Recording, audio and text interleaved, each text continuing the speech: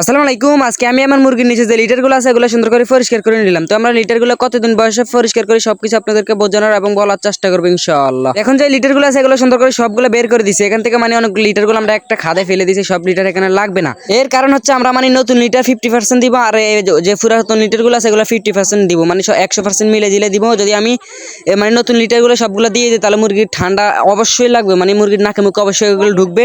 সেই কারণে আমি সুন্দর করে এগুলো সেরে নিতেছি। প্রথম সেরে নেওয়ার পরে আমি একটা ওরাই আমাদের এখানে ওরা বলে আর কি, ওরাত করে এখন আমি আমাদের উঠানে নিয়ে এগুলো একটু শুকাতে দিব আর কি, কোনো জীবাণু টিবাণু থাকলে মারা যাবে। তো আপনারা যে মানে খামারে লিটার পরিষ্কার করার জন্য আমার হাতে যে মানে একটা এটা কি বলে আমি জানি না, এটা দিয়ে আপনার সুন্দর করে লিটারগুলো পরিষ্কার করতে আপনাদের খুব সহজ হবে।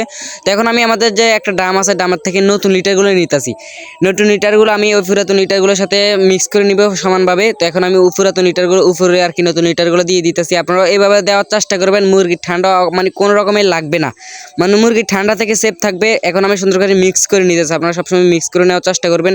আমাদের উঠানে একটু বালু, মানে চারিদিকে বালু, সেই কারণে আমি এক সাইডে দিতেছি আর কি, এখানে একটু শুকনো আছে। তো এখন আমি এটা সাহায্যে সুন্দর করে গোল করে নিতেছি, যেহেতু আমার মুরগির নিচে এখন দিতে হবে। এখন যদি আমি এগুলো মুরগির নিচে দিই, মুরগি এগুলোকে মানে এগুলোর ভিতরে ঢুকে যাবে, নতুন লিটার ফাইলে এরকমই করে ঢুকে যাবে। তো আমি একটা ঠান্ডা ডুজ করামু, তাহলে মুরগির ঠান্ডা লেগে যেতে পারে। তো আপনারা চেষ্টা করবেন একটা ঠান্ডা ডুজ করানোর জন্য। এখন আমি মুরগির নিচে নিয়ে দিয়ে দিব। তো সবাই ভালো থাকবেন, নিজের প্রতি খেয়াল রাখবেন। আসসালামু আলাইকুম।